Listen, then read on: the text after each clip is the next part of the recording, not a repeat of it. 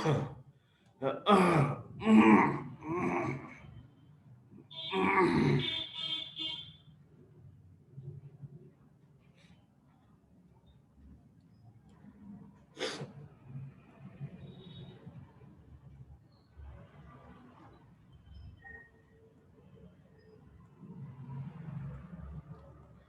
Morning one and all. आज जो है हम कौन सा चैप्टर पढ़ेंगे? लक्ष्मी बताओ कौन सा चैप्टर, कौन सा ये एक्सरसाइज पढ़ेंगे हम? 13 चैप्टर तो हमारा कंप्लीट हो गया। 14.2 तो होगी सर। 14.2 हो गई। Yes sir. अब हमें 14.2 भी कर लिया था घर में तुम लोगों ने ना। Yes sir. जो तुम्हारा रिवाइज्ड सिलेबस आया उसमें क्या क्या आया मुझे उसके बारे में बता दो थोड़ा सा। यस सर बता रही हूँ। मतलब जो अपन चैप्टर पढ़ रहे हैं उसमें से कुछ कटा है क्या? हाँ सर, फर्स्ट सेकंड या इसमें से कटा है। हैं? हाँ कटा तो है। क्या कटा है जल्दी देख के मुझे बताओ।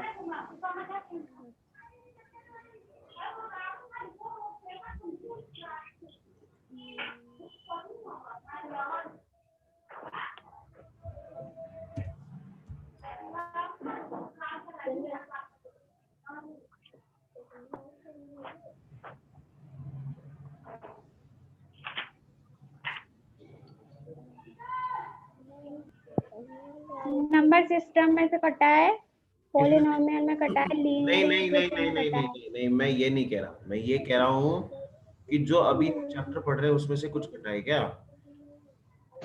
हाँ ये सर 13 चैप्टर में से कुछ कटा है। 14 चैप्टर में से कुछ कटा है? 14 में से तो नहीं कटा। वही मैं पूछ रहा हूँ ना बेटा कि 14 में से कुछ कटा है क्या?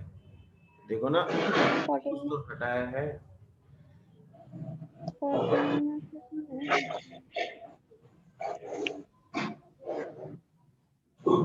ये गणित हटाया गया भाग, आंकड़ों का संग्रह है, एक समान चौथाई व परिवर्ती।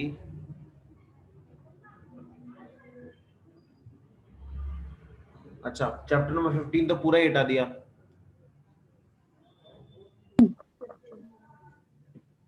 हटा दिया ना पूरा? यस सर, देखें एक बार।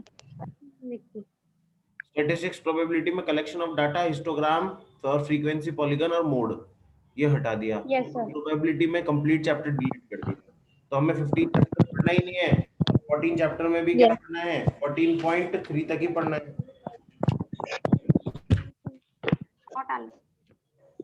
मतलब अच्छा, कलेक्शन ऑफ डाटा हटा दिया, हिस्टोग्राम हटा दिया विद वेरिंग बेस लेंथ, ठीक है, और फ्रीक्वेंसी, पॉलीगन हटा दिया और मोड हटा दिया। तो हम देखें अगर मेजरिंग ऑफ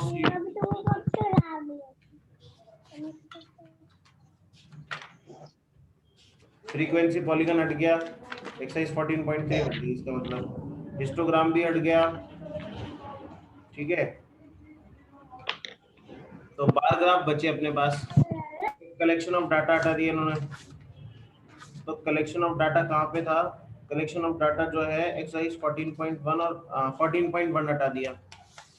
तो 14.1 नहीं आ रही, 14.2 आ रही है, ठीक है, और 14.3 में बार ग्राफ आ रहा है, ठीक है, और 14.3 में बार ग्राफ आ रहा है, और 14.4 में से मोड हटा दिया, बाकी सब उसमें ही। मीन और सर, ये 12 पॉइंट से भी कुछ हटा है क्या? क्या बेटा? 12 चैप्टर, किसमें से? Chapter 12, chapter 12। चैप्टर 12 में से मुझे लग नहीं रहा। हीरोन्स फॉर्मूला में से तो नहीं हटा सर। हीरोन्स फॉर्मूला में से तो अपने पास वो सिर्फ वो हटाया है। देखो मैं तुम्हें शेयर करता हूँ जो सिलेबस मेरे पास आया है पूरा, वो सर वो तो हमारे पास भी आया है। मतलब मैं तो वेबसाइट पे देख रहा हूँ ना यार, मैं वो पूरा शेयर कर दिया मैंने तुम्हारे साथ, देख रहे हो तुम यहाँ पे। अच्छा, कंस्ट्रक्शन।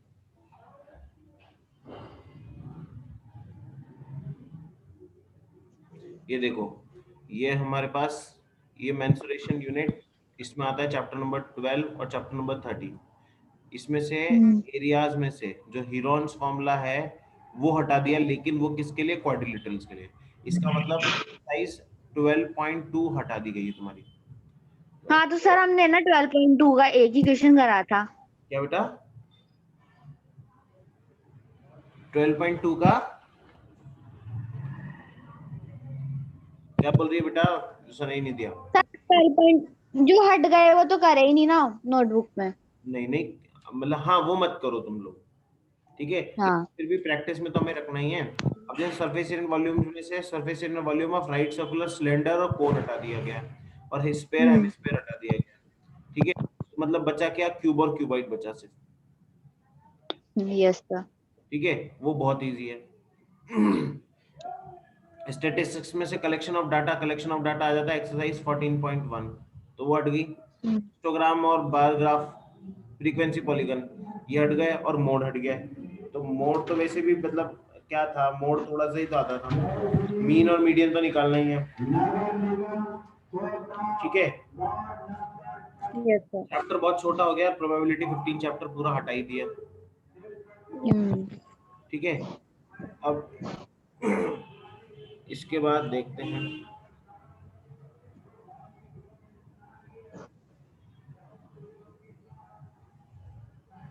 अब इसके बाद एक बार चैप्टर नंबर 1 में भी, चैप्टर नंबर 1 हो गया ना तुम लोगों का?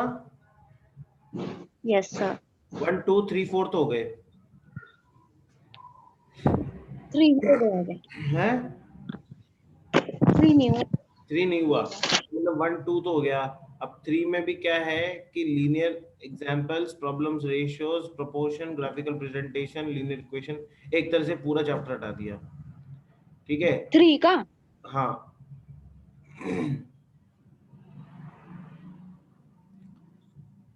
चैप्टर नंबर 5 पूरा डिलीट कर ही दिया।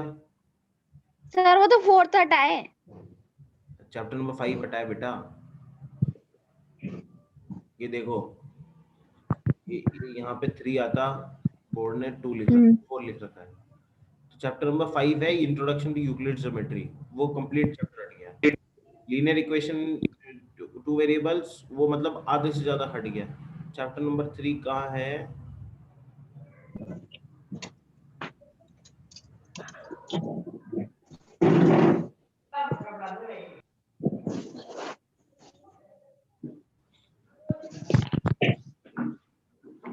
बहुत सारे चैप्टर तो हट ही गए।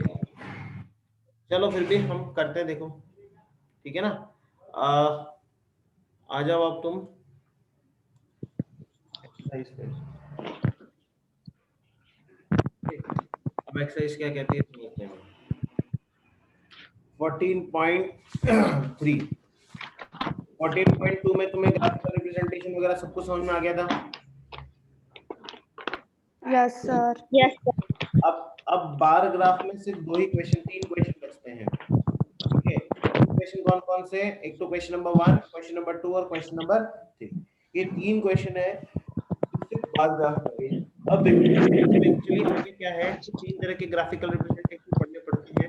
एक होता है हमारा बार ग्राफ, ठीक है, एक होता है हमारा हिस्टोग्राम और एक होता है हमारा फ्रीक्वेंसी पॉलीगन, ठीक है, फ्रीक्वेंसी पॉलीगन। तो ये 3 तरह के क्वेश्चन। बार ग्राफ का रिप्रेजेंटेशन कैसा होता है? जो अलग अलग होते हैं। हाँ, जिसमें बिल्डिंगें दूर दूर बनती हैं, वो कैसा है? Bar graph. अब बिल्डिंगें दूर दूर बनती है, कभी सोचा इसमें? क्योंकि इसमें जैसे सपोज करो कि ये सुमित्रा के नंबर्स हैं, ये खुशबू के नंबर्स हैं, मतलब इस तरह से होता है। ये अमन के नंबर है, ये दीपक के नंबर है, तो क्या होता है, अलग अलग व्यक्तियों के नंबर होते हैं। लेकिन हिस्टोग्राम में क्या होती है, वैल्यू कहाँ से चलती है कि 1 से लेकर के 2 तक कितना, और 2 से लेकर के 3 तक कितना, 3 से लेकर के 4 तक कितना, 4 से लेकर के 5 तक कितना, 5 से लेकर के 6 तक कितना, और 6 से लेकर के 7 तक कितना, 7 से 8 तक कितना, 8 से 9 तक कितना, और 9 से 10 तक कितना। तो क्या हो रहा है, बिल्डिंग जो हो रही है वो पास पास बन रही है, तो वो क्या कहलाता है, हिस्टोग्राम।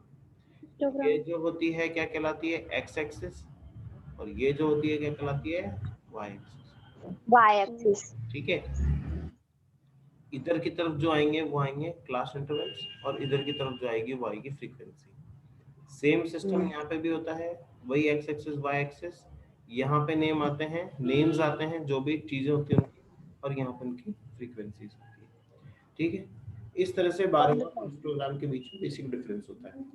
अब फ्रीक्वेंसी बार ग्राफ के बाद बीच में डिफरेंस हो गया। फ्रीक्वेंसी पॉलीगन जो होता है वो थोड़ा अलग तरीके से बनता है, तो इसके बारे में फिर हम बाद में पढ़ेंगे। ठीक है, पहले हम बार ग्राफ पढ़ लेते हैं क्योंकि हमारे सिलेबस में सिर्फ इस साल बार ग्राफ ही आ रहा है। ठीक है, अब क्वेश्चन नंबर 1 बोलता है, क्वेश्चन नंबर 1 की टेबल पर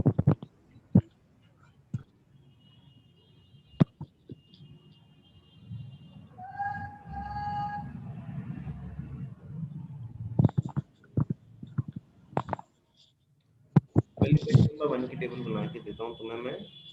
इसमें सबसे पहली बात रिप्रोडक्टिव हेल्थ एंड कंडीशंस के ऊपर क्या है, 31.8 की मोर्टेलिटी रेट।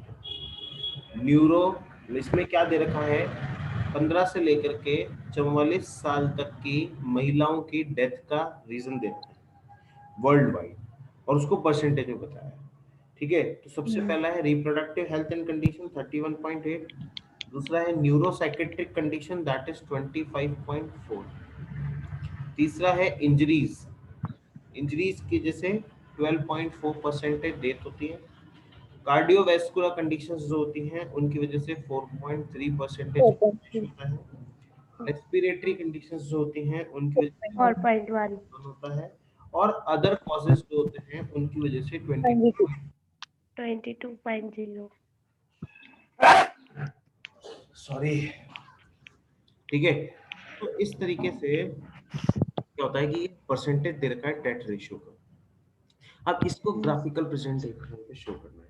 अब ग्राफिकल प्रेजेंटेशन पे कैसे शो करेंगे, देखो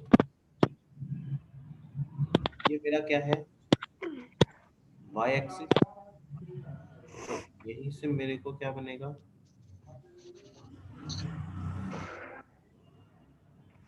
एक्सिस बन गया। ठीक है, दोनों चीजें बन गई। अब इसके बाद मेरे पास प्रेजेंटेशन आएगी। अब मैंने क्या लिया, अलग अलग तरह से लिया।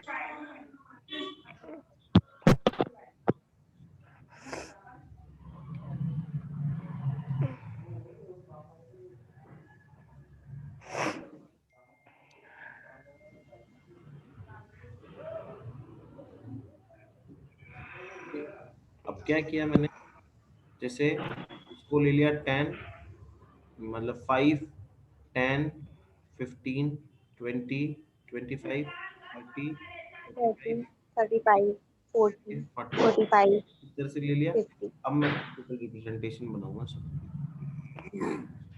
ठीक है, जैसे मेरा आया 31.8, तो 31.8 लमसम यहाँ आएगा, तो ये 31.8 की लाइन बन गई, ये 31.8 का ग्राफ बन गया। ठीक है, बन गया। अब इसको मैं क्या लिख दूंगा, मैंने लिख दिया इसको रिप्रोडक्टिव हेल्थ कंडीशन। ये मैंने लिख दिया। क्या बेटा, ये रिप्रोडक्टिव हेल्थ कंडीशंस हो गई।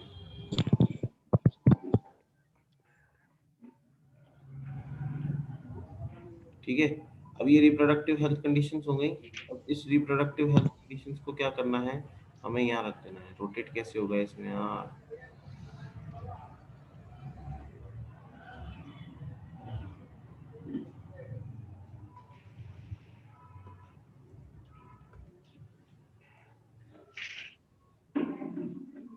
ये एक जो चीज है ये मैंने रख दी यहाँ पे, ये इसमें रिप्रोडक्टिव हेल्थ कंडीशंस है। ठीक है, ये मेरी रिप्रोडक्टिव हेल्थ कंडीशन आ गया। क्लियर है। अब इसी तरीके से मेरी न्यूरोसाइकेट्रिक कंडीशन 25.4, तो 25.4 लमसम इस जगह पे आएगी, तो ये न्यूरोसाइकेट्रिक कंडीशन होगी। इंजरीज 12.4, तो ये 15 से नीचे बीच में कहीं पे। तो ये 12.4 हो गई। ठीक है, इसी तरह से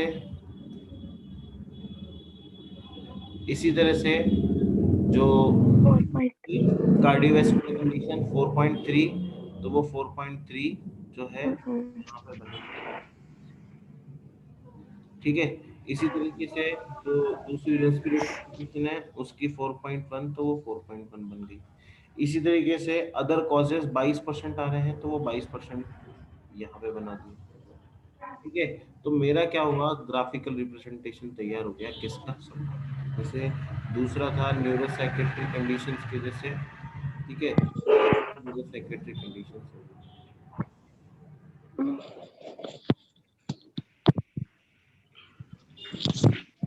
हो गई, न्यूरोसाइकेट्रिक कंडीशंस, ये न्यूरोसाइकेट्रिक कंडीशंस इसमें लिखते हैं।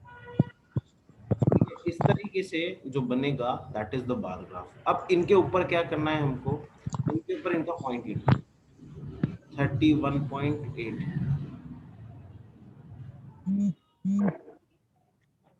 31.8 के बाद ये आ रहा है 25.4, और उसके बाद ये आ रहा है कितना 12, 12.4 उसके बाद ये आ रहा है 4.3, 4.1 और 122 0.0 तो ये न्यूरोसाइकेट्रिक कंडीशन, इसमें लिख दो इंजरी, इसमें लिख दो कार्डियोवैस्कुलर कंडीशन, इसमें लिख दो रेस्पिरेटरी कंडीशंस, और इसमें आ जाएगा। Other causes. ठीक है, इस तरह से हमारा ग्राफिकल रिप्रेजेंटेशन क्या हो गया, ये कहलाता है हमारा बार ग्राफ।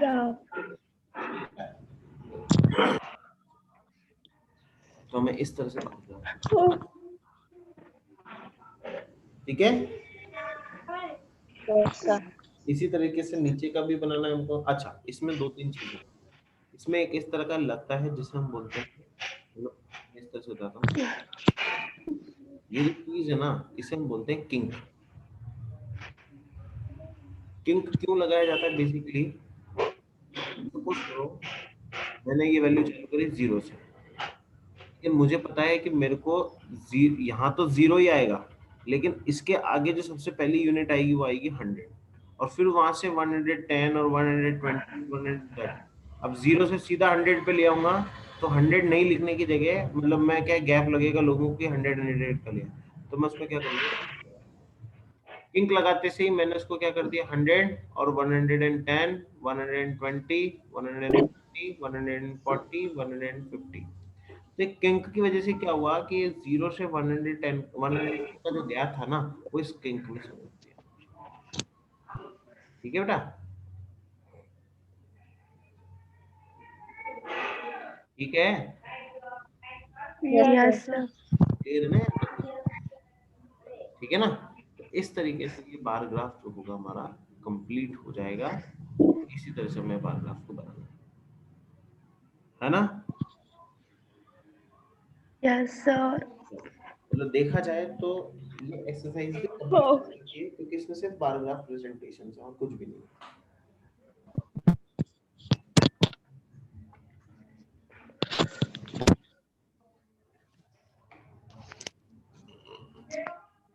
है ना,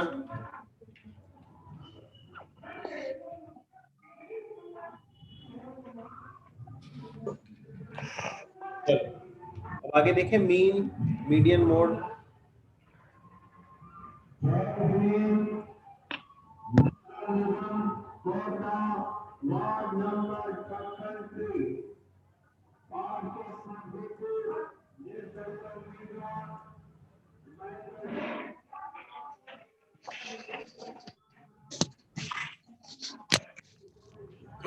ये होता है मीन का फॉर्मूला। मीन का सम ऑफ ऑल, मीन बेसिकली बात होती है किसकी, एवरेज। जैसे सपोज मीन मेथड। जैसे सपोज ये क्लास है, क्लास में 10 बच्चे हैं, 10 बच्चों में से किसी के 2 नंबर आए, किसी के 5 नंबर आए, किसी के 7 नंबर आए, और किसी के 8 आए, किसी के 10 में से 10 भी आए। ठीक है, लेकिन अगर मैं इन सबका एवरेज निकालूंगा तो वो एवरेज आएगा मेरा 6 नंबर। ठीक है, तो मतलब 6 नंबर के हिसाब से सब बच्चों के कितने नंबर आए, 6 नंबर आए एवरेज। ठीक है, तो वो एवरेज होता है। मतलब जैसे सपोज करो कि हम कई बार कुछ चीजें लेने जाते हैं तो हम कहते हैं ना कि एवरेजली बता दो यार कि कितने रुपए का बैठेगा या कितने रुपए का बैठेगा, तो वो एवरेज होता है। ठीक है, अब हमें वही एवरेज देखना है। अब वो एवरेज का फॉर्मूला क्या होता है, sum of all observation upon total number of observation. जैसे मैं तुम्हारी एक्सरसाइज का पहला क्वेश्चन देखता हूँ। ठीक है, उस एक्सरसाइज का पहला क्वेश्चन मुझे क्या कहता है कि जो सम मतलब the following numbers of goals were scored by the series by a team in a series of 10 matches, find the mean median and mode. ठीक है, अब देखो मीन तो क्या हो गया, एवरेज हो गया। मीडियन जो होता है वो होती है सेंट्रल वैल्यू। क्या होती है, सेंट्रल वैल्यू। ठीक है, सेंट्रल वैल्यू को मीडियन। और मोड जो होता है वो होता है highest occurring frequency. Sir mode तो हट गया ना। मोड हट गया, लेकिन पढ़ेंगे तो सही बेटा, ऐसा तो है ही नहीं, अगले साल नहीं आएगा क्या 10th में? आएगा। तो कॉपी में नहीं लिखना ना। लिख लेना यार तुम, तो कोई दिक्कत नहीं है। जो सिलेबस हट गया ना उसको पढ़ तो लो कम से कम, वो आगे काम आ जाएगा फ्यूचर में, इसलिए कह रहा हूँ बस मैं तुम्हें। ठीक है ना बेटा, मतलब हम उस पर ज्यादा फोर्स Yes, sir. क्या, हम उस पर ज्यादा फोकस नहीं करेंगे, लेकिन एग्जामिनेशन पॉइंट ऑफ व्यू से तो पढ़ेंगे उसको। ठीक है, तो मोड क्या है मेरा, हाईएस्ट अकरिंग फ्रीक्वेंसी। इस तरह से ये सारा मीन एवरेज और ये सब चीजें निकलेंगी। ठीक है, अब जैसे क्वेश्चन नंबर 1 हम देखते हैं, एक्सरसाइज 14.4 क्वेश्चन नंबर 1। ठीक है, तो नंबर क्या है, 2 3 4 4, 5 0 1 0, डबल 3 4 3। ठीक है, ये होता है। अब सबसे पहले इसको हमें क्या करना है, इसको हमें अरेंज करना है। ठीक है, अरेंज कैसे, 0 1 2 3 3 3 3 4 4 4, 5। इंक्रीजिंग ऑर्डर में इसको अरेंज किया सबसे पहली बात। ठीक है,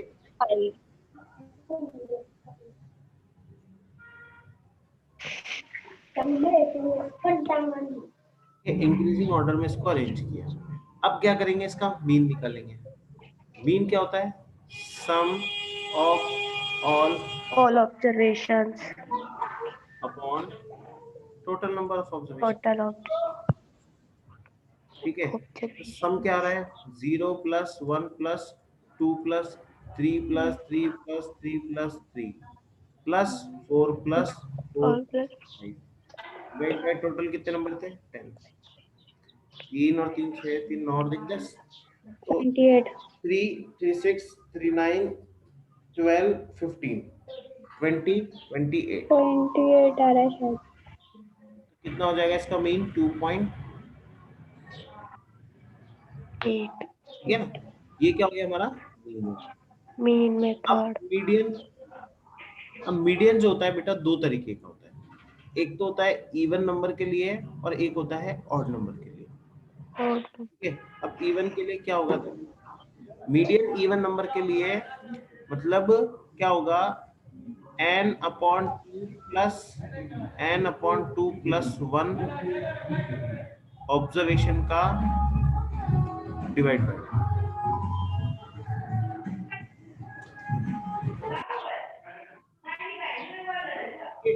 इस तरीके से होगा। अब यहाँ पे टर्म्स की बात करिए। अब n की वैल्यू क्या है, n is total number of terms. Median को समझना, ऑड नंबर वाला मीडियन समझना बहुत इजी है, लेकिन इवन नंबर वाले में थोड़े से टिपिकल रहता है, तो इसको समझना ध्यान से। n अपॉन 2 मतलब n की वैल्यू क्या है, टोटल नंबर ऑफ ऑब्जर्वेशन। तो टोटल कितने हैं, 10। 10 को अगर 2 से डिवाइड करेंगे तो कौन सी ऑब्जर्वेशन आएगी, 5th टर्म। 5, प्लस 5 अपॉन 2, 5 के बाद 6th टर्म डिवाइड बाय 2, मतलब पांचवी टर्म और छठी टर्म का एवरेज। 1 2 3 4 5 और 6, इन दोनों का एवरेज निकलेगा। तो 3 plus 3 divide by 2, 6 by 2 3, that is 3। तो 3 क्या हो जाएगा हमारा, average, मोड मीडियन हो जाएगा। अच्छा, ठीक है, इस तरह से निकला। लेकिन ये किसके लिए, इवन के लिए, है ना। ऑड के लिए कंडीशन अलग होती है। ऑड के लिए क्या होता है, n/2 प्लस 1th टर्म हो जाती है, ठीक है। ये वाली जो टर्म है, मतलब ऑड के लिए n+1 डिवाइड बाय 2 वाली टर्म जो होती है वो मीडियन हो जाती है, ठीक है। तुम पहले इवन वाला समझ में आ गया तुमको, यस सर। पक्का। अब इसके बाद यस सर। मोड, मोड भी क्या रहेगा, 3 रहेगा, क्योंकि सबसे ज्यादा बार कौन आ रहा है, नंबर 1 2 3 4, 4 बार कौन सा नंबर आया, 3, तो इसलिए 3 ही हमारा क्या है, मोड है, ठीक है बेटा, हाँ या ना। Yes sir. Yes sir. अब इसी तरह से क्वेश्चन नंबर 2 को देखो। क्वेश्चन नंबर 2 क्या कहता है, the following observation, sorry, in the mathematics test given to 15 student, the following marks out of 100 are recorded. कितने आए, 41, 39, 48, 52, 46। ये कौन सा क्वेश्चन है? क्या बेटा, कौन सा क्वेश्चन? सेकंड नंबर वाला। 52, सेकंड वाला। 14.2 का ये है। 14.4 का। 14.4। हाँ 14.4 क्वेश्चन नंबर 2 ही तो कर रहे हैं। हाँ सर।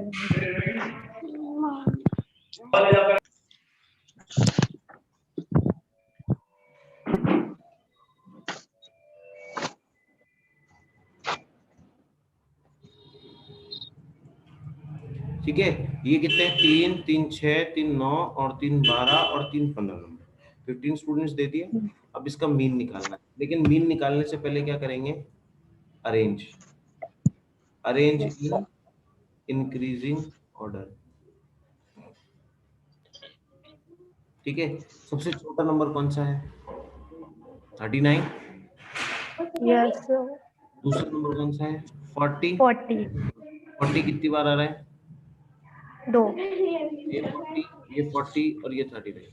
40 के बाद क्या नजर आ रहा है, 41। 41, बेटा ये किसके माइक में से डिस्टर्बेंस आ रहा है, प्लीज बंद करो यार।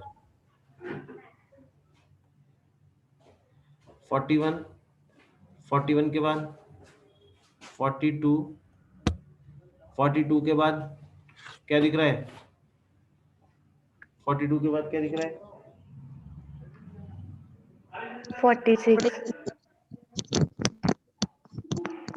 48 के बाद 52, 1 2 3 बार, तो 52, 52 और 52, 54, 54। 54, 54, इसके बाद 60, 62, 62, उसके बाद 96, उसके बाद 98, 3 3 6 3 9 और 3 12 और 3 15 हो गए। अब मीन निकालो, मीन क्या होगा, इनका सबका सम अपॉन,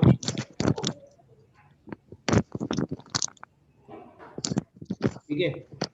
अब सम करो, 9 और 1 10, 12, 18, 26, 30, 36, 46, 52, 2 5 कैरी, 5 और 3 8, 8 4 12, 12 और 4 16 और 4 20, 20 और 8 28, 32, 42, 42 के बाद 52, 52 और 6 और 6 64, 64 और 9 73, 73 और 82। चेक करो एक बार, इतना ही आ रहा है ना।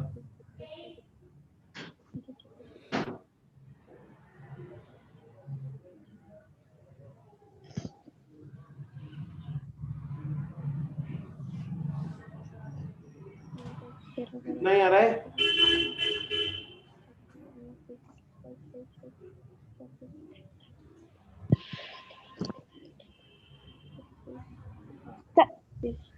यस सर, यही आ रहा है 822। यस सर, ये क्या है ना? Yes sir. रुक जाओ।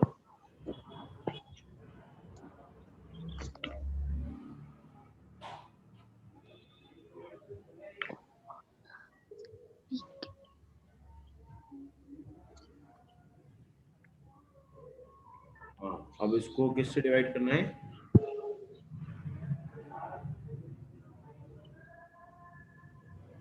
एट 22 को डिवाइड बाय 15, 54.8। 52.8।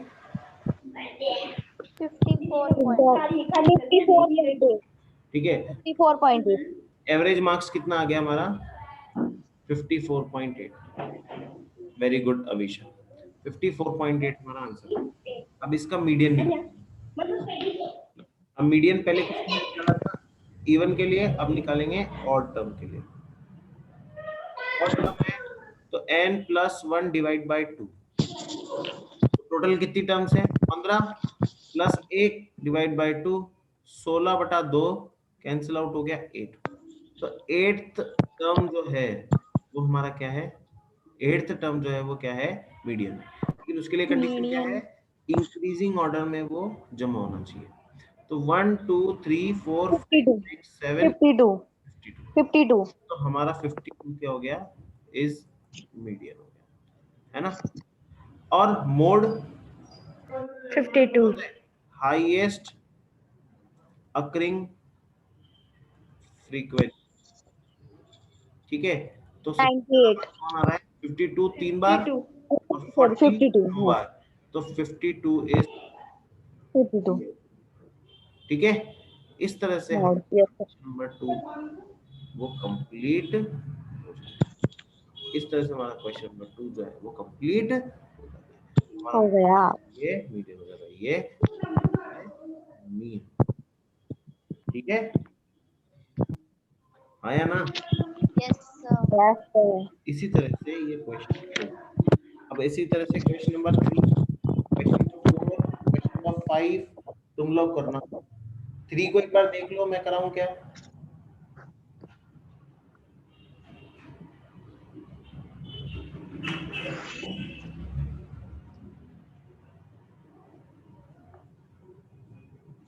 सर कर लेंगे।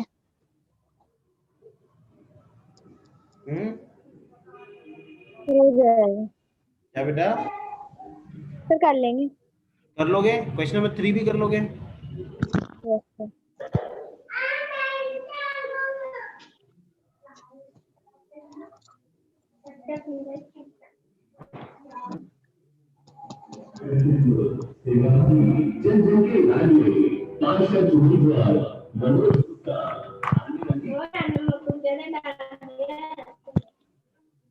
क्वेश्चन नंबर 3 नहीं हो पाएगा यार मेरे हिसाब से।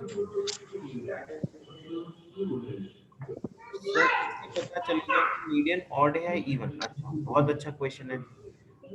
मीडियन जो है बेटा वो नंबर ऑफ टर्म्स से पता चलेगा कि वो ऑड है या इवन। जैसे अगर मैं बात करूं तो मुझे यहाँ पे कितनी टर्म्स दे रखी थी? 15 टर्म। अब ये 15 जो है वो तुम्हारा ऑड होता है इवन होता है? ऑड। तो बस मीडियन निकलेगा ऑड। इसके पीछे चलूं यस मैं सर। तो यहाँ पे टोटल टर्म्स कितनी दे रखी थी हमें? 8 सॉरी 10। ठीक है, 10 टर्म थी, तो मैंने यहाँ पे किसके लिए निकाला? इवन के लिए, क्योंकि 10 क्या है? इवन। इसी तरह से हमें पता चलेगा कि इवन नंबर। इवन है कि। क्वेश्चन नंबर 3 को भी देखो। ठीक है, 3 में 39। ठीक है, सर 29। हाँ सॉरी 29। खाने डाल 29 32 48 सर 10 टर्म्स है टोटल। x x plus 2 72 78 84 और 10 10। तो n की वैल्यू 10। तो यहाँ जो यस मीडियन सर। निकलेगा वो कैसे निकलेगा? इवन नंबर वाला। इवन। ठीक है। इवन वाले के लिए क्या होता है, n upon tooth term plus Yes, sir. Upon 2 plus 1th term का डिवाइड बाय 2। अब टोटल 10 बाय 2 कितना हो जाएगा, 5th term plus 6th term divide by 2। 5th term क्या है x, 6th क्या है x plus 2, x plus 2 divide by 2। और मीडियन कितना दे रखा है हमें, 63। तो 2x plus 2 equals to 63 into 2, 3 to the 6, 6 to the 12। 2x equals to 126 minus 2, x की वैल्यू 124 डिवाइड कितना आ जाएगा 60, x की वैल्यू क्या आ गई 62। तुम्हारा ये जो नंबर है वो कितना है 62 और ये जो है वो कितना है 60। 64. ठीक है बेटा, Yes. Yes, दो sir. नंबर आ गए x और x की वैल्यू 62 और 60।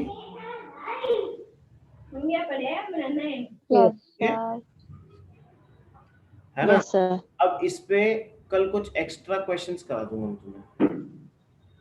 Yes, sir. मेरा यही कहना है कि प्रैक्टिस मोर एंड May- मोर, जितनी ज्यादा प्रैक्टिस करोगे उतना ही मजा आएगा। Yes, sir. ठीक है ना, Yes, sir. मिलते हैं तुम लोगों से कल फिर। ठीक है, और कोई भी क्वेरी हो सीधा ग्रुप पे मैसेज डालो, मैं रिप्लाई कर दूंगा। Yes, sir. ठीक है ना बेटा, Yes, sir. चलो मिलते हैं।